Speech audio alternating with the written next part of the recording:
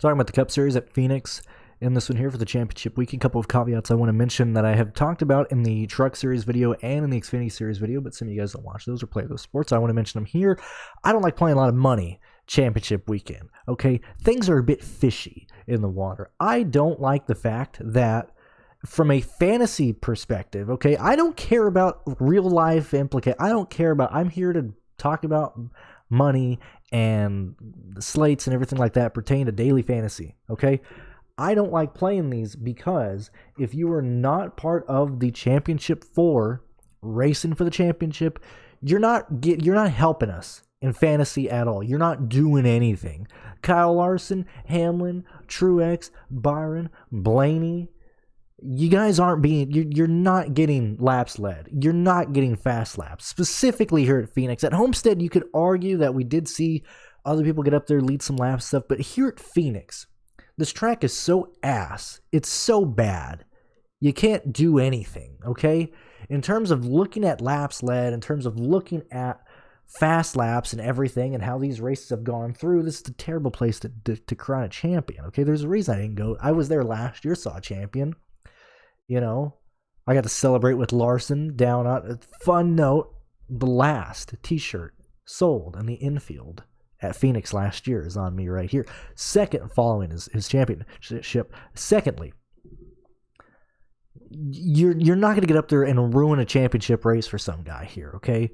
The fact that these restarts are going to get crazy, the fact that we're probably going to have multiple restarts in this race, the fact that the only people who can lead in this race are the people who are in the championship 4. Now, is it because NASCAR gives them a little more horsepower? I don't think so. I think it was the case with Chase Elliott's victory. You know, when Chase Elliott won the championship a couple years back, I think there was something going on there because that car was way faster than it should have been. But in the grand scheme of everything, you're just not racing people, okay? So that eliminates a lot of drivers for us, in my opinion, in the 10 and 9K range that would normally be competing for fast laps and laps led, but they will not be competing for those fast laps and lap led this year. Let's take a quick gander. Let's wander on down to Racing Reference, okay? I like using this because it's easy to visualize and stuff. Not live or die by this website, but it's very easy.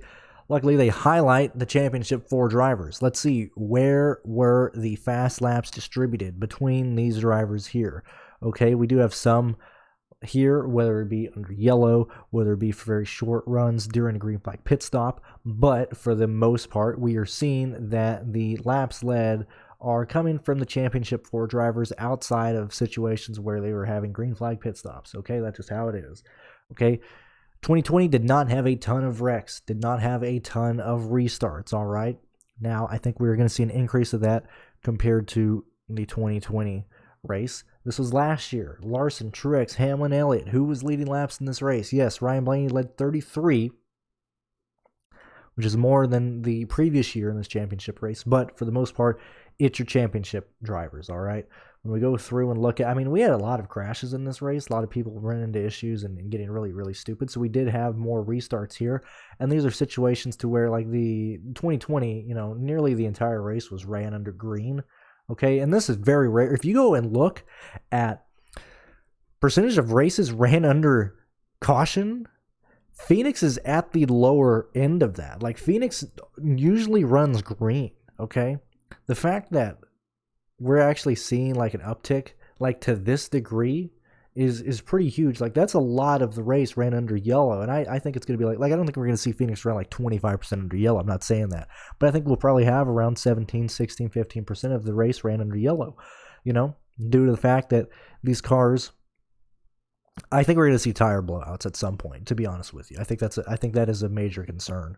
I think we're going to see guys feel that they need to get extremely desperate on these restarts because guess what?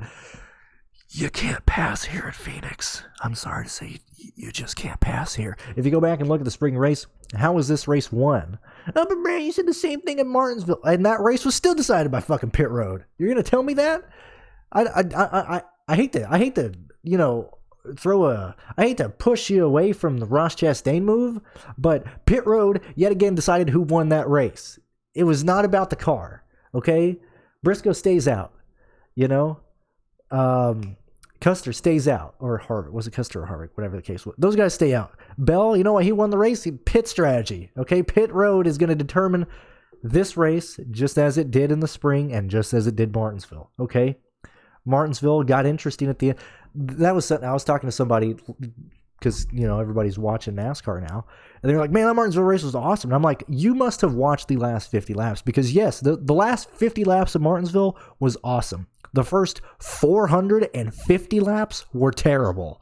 Okay, so Phoenix, when we look back at Phoenix from the spring, you cannot pass. Okay, am I being exaggerating, or am I exaggerating? Am I, you know, being just grumpy and everything? No, I'm not. Go back and watch the Phoenix race. You could not pass. The only fucking passing that was done on that track was pit lane. You know how White Power Larson won the championship last year? On pit lane. Okay, Truex had that the entire time in the third stage. It was Truex. It was his championship to lose, and he lost on pit lane. It wasn't decided on the track. It wasn't decided by who had the fastest car. It was the pit crew on pit road that decided this race. I feel like it's going to be the same thing in this one. Now, when in terms of looking at laps led, in terms of building lineups, in terms of doing all that type of stuff, let's look at the spring race. And why am I not going to look through a lot of these Phoenix races? We can look back at the fall one from last year, and we're going to see laps led distributed here. Okay, and we're going to see the fall race from 2020. We're going to see where the fast laps and everything were distributed. But let's really take a gander at what happened here. Okay, there's a lot of, in terms of place differential here, there is a lot of people who got fast laps and laps led who were not the fastest cars. Okay, Briscoe specifically. You know, and we look at Briscoe, and as I mentioned in the other videos, this is a track where we are seeing the leader get both the fast laps and the laps led. We've seen a lot this year, and more so over the course of the last 3 years or so, is that the leader is not guaranteed the fast lap, okay? Whether it's just they don't have the fastest car, whether they're going in and out of traffic, blah, blah, blah. We are seeing that here. And so it's usually, if you're leading here at Phoenix, you are also getting that fast lap point. It's not a one-to-one trade, but it's a situation where if you are getting laps led here, you are also getting that fast lap, or there's a good chance that you are getting that fast lap. Now, granted, we still have some distributed between other drivers, but for the most part, I'm looking at whoever's leading getting these types of fast laps and everything. And when we look specifically back at how these races have gone, I mean, look at this. Starts first, 12th, 6th, and 2nd, okay? We'll look back at the 2020. First, 3rd, 2nd. Actually, they started all in the top 4 for this one because it was due to metric qualifying. But I don't foresee anybody else getting the lead here. I don't foresee anybody else really doing anything crazy.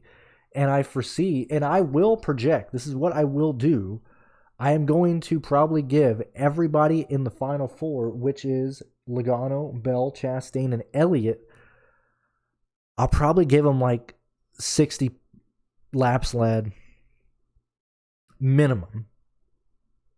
Because if I lean, just in my head, projections-wise, this is what I think I'll probably end up doing. Like Chase Elliott, I'll probably give 100 laps led, probably like 58 fast laps, from around there. Bell would probably be right around like 95 laps led, 45 fast laps. Logano would probably be there. Chastain would probably be the lowest ranked of the projections wise right now. But that's just off the top of my head. But in terms of nailing projections here, I don't think it's necessarily that important. Like, if you're building enough lines, you're going to land on the combination of the final 4 drivers that'll work. I think you're going to need probably 2 of them. There's a real situation to where if we get enough yellows, or somebody gets really stupid and stays out or something at a good time, or whatever the case is, that we get 3 of the guys in the championship 4 in the optimal lineup. But I think we need the main 2. And so if you're just kind of mixing and matching the championship 4 drivers, I think you're going to get to them naturally. Secondly, let's really go ahead and dive into how these guys have been performing here. I want to look at the race rating here. I think that gives you a much more accurate understand of how these drivers are performing in these races, okay? So when we're nailing down the championship leader, and this is also why, like I said, I don't like putting a lot of money on here, because we're really isolating the laps led to be going to these 4 drivers, which I would argue that they are not the best 4 drivers at the short flat tracks this year. We have drivers between 10-1 and 8-4 that have been very good at these tracks, but they're not going to lead laps because they don't want to get involved in the race. They are going to give more room to the championship for drivers. They're not going to race 100% by them. So, like, yet again, good job at enforcing that rule, NASCAR, and making stuff up and blah, blah, blah. So let's go ahead and look at Chase Elliott first. Let's look at the Phoenix 1 race. Remember that this race was decided on pit lane when Briscoe took the lead. He just never gave it up late in the race, okay? Best car in that race was Blaney. Still was the best car, even after Briscoe took the lead. Nobody could really get around him, and Reddick was right behind Briscoe the whole time, couldn't get around him or anything like that. Out of the championship for drivers here, because we're splitting hairs, we need to split hairs. It is all Chase Elliott here. When we continue to move on, we look at Richmond 1. Who was the best car here? Bell and Elliott. Bell specifically due to the fact of how Joe Gibbs approached this race. And luckily how they would short pit. I don't know if that's necessarily going to lean the same way in this one here. I don't think pit strategy in terms of being able to really shortcut the field is going to be that big. Because at Richmond, because it's a much smaller track, you're able to short pit and you don't lose as much time. Whereas with Phoenix, everybody kind of pits within the same window of about 3 to 4 laps. Whereas as Richmond, you can usually spread out between like 8 laps or stuff like that, and that usually leans and that helps Joe Gibbs racing the Toyotas more whenever they end up doing that. I don't think Bell's going to be able to really take that significant advantage here, but in the grand scheme of things, it was Bell, Elliott, and then Logano and Chastain. And we're going to realize that we don't really see a lot of Chastain and Logano for a lot of these races up until kind of recently, but still they aren't like the dominant forces, at least early in the year. Martinsville. And secondly, I mentioned this in the Xfinity Series video. Why am I looking at certain tracks, not other ones? And yes, I'm going to look at Martinsville here, but why am I not going to lean on that versus other ones, blah, blah, blah. Look, in terms of setup building and in terms of nailing what you need to be fast at Phoenix, you need to realize is that, yes, you're off the gas entering 1 and entering 3, but for the most part, I would look at the most important part of the track being 1 and 2. Okay, I know it's decided in 3 and 4, but you carry speed because the slowest you go, or not the slowest you go, but in terms of what is carrying speed and specifically giving you an opportunity to pass people is undercutting them leaving turn 2 and getting beside them down the back straightaway and going either below them or outside them in turns 1 and 2. And what you need to be good at that track, or in Phoenix turns 1 and 2, is you're either going to set the car up, depending on what your driver wants, to rotate correctly through that corner and carry speed through it. Like if you're going to run the wall in 1 and 2, or run the high-sided 1 and 2, you're going to want the car to rotate with the right rear. Clearly, you don't want it to over-rotate and come around and spin and tail slap the wall, but you want to be able to lay on that throttle consistently through that corner and carry speed through it. The second way that teams are going to approach turns 1 and 2 is driving off the left rear, okay? And that's more so you have a less aggressive entry into turns 1, but you slam the gas through the center of 1 and 2, you steer it off the left rear, and you're able to really cut through and drag race the guy down the back straightaway, okay? And so when I'm looking at practice speed and when I'm looking at how these cars are doing, because we're going to have like a real practice session and stuff on Saturday, I want to specifically, for me, focus on who is the best in turns 1 and 2. I can throw turns 3 and 4 away, whatever we get from that, that's fine, but I am focusing on turns 1 and 2, okay? And when we're looking at these different tracks, what does Martinsville show us? It is not to be able to rotate. It's about being able to put the hammer down and actually not like have the car completely spin out and derail and everything like that. And you can see that by I'm going to go through, but we'll compare like how drastically some of these guys either improved or, how other teams caught up, specifically between Elliott, Bell, Logano, and Chastain compared to the other ones. So early in the year, it's Elliott, Logano here. Okay, we end up moving to Gateway. Who's the best here at Gateway? That was Logano. We're starting to see Logano slowly start to pick up and stuff. And be more and more consistent. And Logano's actually ended up being the most consistent. He never had more of like a breakout run at these short flat tracks, but the most consistent guy was Logano, because Logano didn't need strategy to get up there. Logano didn't necessarily, he didn't rely on strategy to gain positions. He didn't rely on the pit crew to gain positions. This was clearly what they're bringing off the trailer. Okay, let's continue onward. Elliott, Bell, Logano, Chastain in that order for New Hampshire. And we're seeing that it is very even. Like I said, we are splitting hairs here. Back to Richmond 2, who was able to improve. Now, this is the main part that I wanted to look at in terms of, and this is race rating, not finishing position. The improvements that Logano were able to bring from Richmond 1, and we were able to see those slowly starting to form at Gateway, slowly starting to form at New Hampshire. And the fact that they were able to have the best car at Road America is good to see, is that Penske was able to make changes throughout the course of the season, heading towards the flat tracks, continuing on this year. We're seeing that Chastain has just fallen behind. It was always Chastain at the intermediate tracks. That was where you wanted to target him. Phoenix is a very difficult track for this team, for, in my opinion, to be able to catapult these guys outside of what they can do on pit lane. They are going to be at, Chastain will be at a disadvantage based on what the car is off the trailer. Continuing on here, and that was really the last one, Richmond 2, because we've been at intermediate, we've been at road course and things like that. So entering Phoenix, I want to look at the practice speed of these guys here. My money would lean towards Elliott being the best, with Logano being the second right now. Very much jury's out on Christopher Bell, yet again when splitting hairs here, and then Chastain should be the fourth of the four chase guys here. So when I'm explaining that, or when I'm saying that, when I'm looking at building lines, and I've mentioned this type of stuff in the other videos as well, is I think we want to focus on two of these guys in our lines. I want to focus on Chase Elliott and Joey Logano. Joseph Logano, who, I don't know, I haven't looked at the betting odds and stuff. I feel like Logano might be one of the better bets to win this championship, just due to the fact of what Penske can do, due to the fact of what they've been able to show. I mean, even when we look back at Martinsville, yes, Bell had a better race rating, but we got to remember he gained a lot of positions late in that race and won that race due to pit road strategy. You know, Chase Elliott, fantastic, had a great car there. Anyway, when we're looking at Elliott and Logano in terms of building lineups, if I can get this moved here, $7,100, very easy to work with. When we look at how that we finally actually have our men's salary guys back, I like it. I love it. That's not scaring me off at all. And in a case to where we are seeing,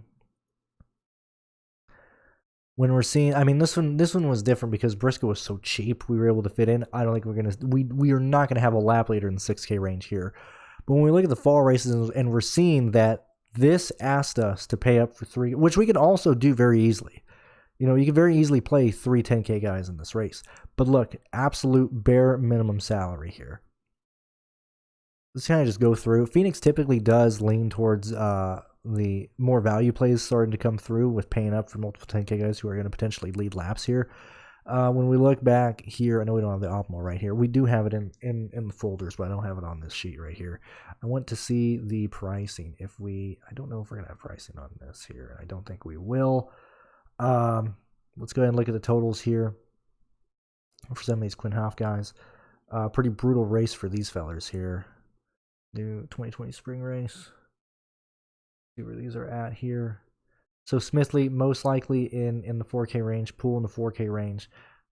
Sorensen, actually interesting to see. Joey Gaze, near 25 points, most likely a 4 or a low 5K driver. Like we are seeing these guys come through. Phoenix 2019 in the fall race. Go ahead and continue to look through and see if any of these guys are getting close to 20. I mean, Smithley at 17. Bailey Curry 14. 19 spring race. Matt Tiff 34. I'm pretty sure at his back when Tiff was front row, but he would have been either 5 or 4K. Quinn Hoff 20 point. Quinn Hoff 19 points. Good to see. Like in terms of seeing if these guys are viable. Bailey Curry at 19. I mean, these are situations where if you have somebody who's 4.5, 4.6, like we have Garrett Smithley, like we have BJ and stuff, if this is a situation where we have three of the 4 championship guys lead laps here, we are going to need to go down and find situations where I think Cole Witt was, I don't know if I think he was probably 52 in this race. I don't remember exactly. But DJ Kennington, these are races to where like just absolute bum scrubs coming through with points near, and I'm counting it as like 25 because I mean at 5,000 you need 25 points to pay off. If you're like 4 or 5, you need like 19, 18, somewhere around there. I don't remember exactly off the top of my head. 2021, don't remember. Either way, I want to see if guys can at least, if they're at least getting close to 20 points to make this viable in this race here. That's mainly why I'm going through. David Starr, that's good to see for our cause. Derek Cope, 20 points. That's good to see. Gaze at 19. I can't believe Derek Cope started a race in 2017. That's insane.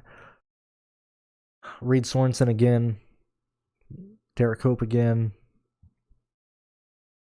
So, in my opinion, we're at least seeing them close enough to have an option to pay all the way down here, at least for one of these guys, if we like this type of lineup. Anyway, as I said, due to the fact that people aren't going to want to mess up the championship race, and you don't want to be that guy and blah, blah, blah, despite the fact that stuff's made up and it doesn't matter, it removes Larson, it removes Denny Hamlin, it removes William Byron, it removes Truex, in my opinion. Kyle Busch is clearly getting just the fucking scraps. The bridge has been burned. The relationship is over. I mean, if you look back at Martinsville and how they just absolutely, just threw Kyle to the wolves with a car that was not good at all. Like, I am not playing Kyle Busch here. There's no way in hell I'm playing Kyle Busch. He is clearly not getting the support from Joe Gibbs. And we can all see that's fine, but for fantasy, we just can't afford to play him. Now, if you're going to take a different stance than me and say that we are going to have somebody that's going to lead laps in this race that isn't in the championship for, I think Blaney is the primary contender for that. I don't think it's going to happen, though. Probably not going to get to Tyler Reddick because of that either, because these are all people who are most likely going to qualify from 8th to 14th, which is typically the range that we like to focus on. But yet again, this is a race to where they're not going to race the championship for guys as aggressive as every other race, and that makes it harder for us to get to them, because we get to them because they can lead us to fast laps and lead us to laps led. But if they're not going to do that, we can't afford to play these guys. And so now we get to Suarez, Briscoe, Bowman, Cindric. These are guys who will most likely be starting between 15th and 20th. That can provide us upside for people who can finish, 7th and 10th. That is where my approach is for Phoenix, because the top 4 positions will be held by the top 4 guys, or at least 4 of the top 6 positions will. Nobody from the running positions, or who should finish between 5th and 9th, are going to compete for laps led up here. And so it eliminates these guys here, or in terms of running positions and stuff like that. So when we get to Suarez, Briscoe, Bowman, Cindric, AJ and stuff, these are, and I'm sorry if I'm repeating myself, but these are people who will probably start in the teens, who can, in a race to where these people will not be at the top of their game because they're not pushing as hard. They're not trying to run up front. They're not going to completely fuck over the championship leaders. These are people who could take advantage of that and run right beside these types of people. Okay? So I like Suarez a lot. I really, really like Suarez at 8-4. Briscoe, probably going to be a no for me because he'll need pit strategy. I'm fine with Alex Bowman. The fact that he's coming back after missing 5 races is a bit concerning, but he needs 40 points to pay off. I think he can do that on place differential alone. I really like Cindric. He got trapped last week. Unfortunate there, but I think Cindric can show up and actually show some pretty good speed. AJ is running this because he won. This was originally not supposed to be an AJ type of race, but Gragson was originally supposed to do this one, but Gragson wanted to focus primarily on the championship for Xfinity, and the fact that Gragson was able to fill in so much for Bowman. Gragson was able to get the experience that he wanted this year, and so they went ahead and put AJ in this car because he was not originally scheduled to be in this car for this race, and that's how it's been for more of these races. These were not all the races that AJ was originally scheduled for. Anyway, continuing on, I like AJ at $7,700. When we look at how he ran at Homestead, we look at how he's ran this year. I mean, these are fantastic running positions. Now, a lot of them are road courses and stuff, but 16th at Nashville, 6th best at Homestead. That's good to see. Unfortunate that they are struggling a bit at Martinsville, but everybody's struggling. You can't pass Martinsville, okay? So I really like Suarez and AJ. Excuse me. Right now. Probably not going to get to Dylan. Bubba Wallace wrecked out last year in this race, and I have never heard so many racial slurs in my life. It was pretty wild, pretty nuts, pretty chaotic, as the kids would say. Bubba Wallace Bubba Wallace sucks at this track. You know, is Bubba Wallace ever going to win a race? You know, Bubba Wallace has one career win. So I guess Bubba just sucks in general. But Bubba Wallace struggles at this racetrack. I don't necessarily want to play him. And when he inevitably hits the wall again, just notice how NBC will just turn off that crowd noise because there's going to be a lot of boos and racial slurs going on. Also, secondly, real fast, it's very funny that even though a man called himself Jesus, Bubba Wallace still got more boos at NASCAR or at driver intros on Sunday at Martinsville. So it just goes to show you could literally call yourself Jesus and the NASCAR fans will still hate Bubba more because he's black than a man who literally called himself Jesus. Like, I mean, these guys, they know their values and they are sticking to them. You know, if anything, they're conflicted on how loud to boo Ty Gibbs, but it's still not getting past Bubba Wallace. Eric Almirola, I like it. $7,200. I think that's a price tag he could pay off. Same with Keselowski. The fact that Keselowski has been caught cheating again leans to me. I want to play more Keselowski because what they're dealing with is a situation where they got nothing to lose. RFK has been cheating this year, and we've seen them get better in terms of speed. I'm sorry that my nose just started itching. We're seeing that RFK is gaining a lot of speed. Recently, they're doing drastically better than they were in the beginning of the year. 35 points for Keselowski to pay it off. I like that. I like Eric Jones as well. I like Buescher. So, Eric Almirola, Keselowski, Jones, Buescher, AJ, Daniel Suarez. My primary interests outside of the Championship 4 drivers right now. McDowell, probably not going to get to him. Stenhouse, probably not going to get to him. Haley will depend on what they show in practice. Cole Custer, depends on what they show in practice. I don't foresee me getting there. Ty Gibbs, $1,500. The fact that he's priced right beside Ty Dillon and Harrison Burton is very interesting. I wish they would have done this pricing more this entire year versus just now at the end of the year. I think in this range, Ty Gibbs is the best play. We need to see where he qualifies, see if that'll still be the case. But that is where my opinion is at right now. Because that I can't really get into Harrison Burton. I'm not going to I can't get into LaJoy. I just can't. I can't do it. Todd Gilliland. Need to see what he can do. If Todd Gilliland starts like 35th, you got to project him for like 29th, and I don't think that's going to pay off that price tag at $5,100. What would that be? I'm trying to do it off the top of my head. It'd be like right at like 24, 25 points. So it's going to be slight. I have like a 4.9 value in my head right now. We'll have to wait and see what happens there. I don't foresee Castle doing it. Castle paying off the 4.9 and getting close enough to the value range that I want to have in the 4K range unless he starts dead last. Where BJ, Smithley, all viable in my opinion right now. That's my opinion on the championship preview. I will be live Friday for the Truck Series race, Saturday for the Xfinity Series race, or before. And I will be live Sunday for the Cup Series race. I'm debating going live while or during the Truck Series race, hang out with you guys, kind of just enjoy the last weekend. Let me know if you guys want to do that. But feel free to message me on Twitter, leave me a comment, whatever the case is, if you have any questions later this weekend, and I will see you guys in the live shows. Thank you for being here. Thank you for supporting me, supporting Pearce, and supporting the channel this entire year. I'll see you guys on Sunday for the live show, so I'll see you then.